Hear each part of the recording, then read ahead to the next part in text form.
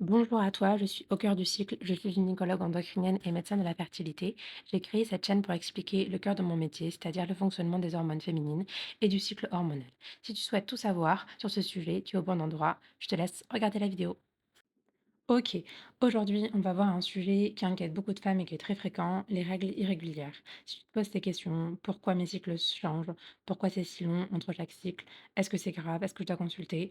Dans cette vidéo, on va voir ensemble ce qu'on appelle vraiment les règles irrégulières, les causes les plus fréquentes, quand s'inquiéter et surtout, quoi faire concrètement. Allez, on commence. Alors déjà, qu'est-ce qu'on appelle des règles irrégulières? Un cycle menstruel dure normalement entre 25 et 35 jours. On parle de règles irrégulières quand les cycles changent beaucoup d'un mois à l'autre, quand elles sont plus espacées, quand elles durent plus de 35 jours, ou quand au contraire elles sont plus rapprochées, c'est-à-dire moins de 25 jours, ou encore quand elles disparaissent plusieurs mois d'affilée.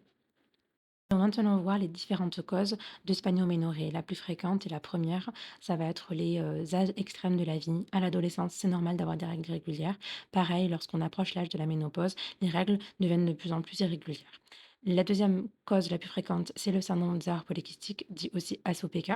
La troisième cause, on va être dans les troubles hormonaux dus à la thyroïde ou à la prolactine, hyperprolactinémie. Et en dernier, nous avons toutes les causes de stress de l'organisme, là où ta vie chamboule ton cycle hormonal. Par exemple, une maladie ou un stress important, de l'insomnie, une fatigue au travail. Toutes ces causes peuvent entraîner des cycles irréguliers. On a également aussi tout ce qui va être les sports intenses ou le fait de ne pas se nourrir comme il faut.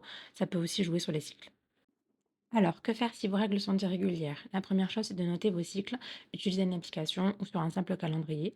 La deuxième chose, c'est d'observer votre corps. Y a-t-il une prise de poids inhabituelle, de l'acné, de la pilosité excessive, des douleurs importantes, une fatigue?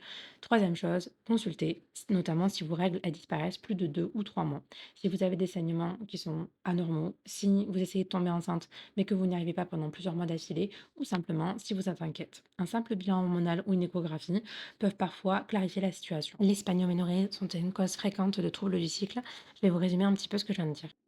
Pour faire simple, un cycle hormonal peut varier de plus ou moins quelques jours. Il peut même parfois y avoir une fois, allez, si c'est une fois de temps en temps, un cycle qui est très long, c'est pas grave. Mais les règles qui sont régulières fréquemment, ça, c'est une cause de spanioménorrhée du coup. Le stress et les hormones sont souvent en cause. Un bilan est souvent nécessaire et dans la majorité des cas, ce n'est pas grave, il ne faut pas t'inquiéter. Le plus important, c'est d'apprendre à écouter ton corps. Voilà, en 2 minutes, j'ai t'ai expliqué ce qu'était l'Espagnol-Ménorré. Merci d'avoir regardé. N'hésite pas à commenter, à t'abonner et à liker la vidéo pour me soutenir. À bientôt!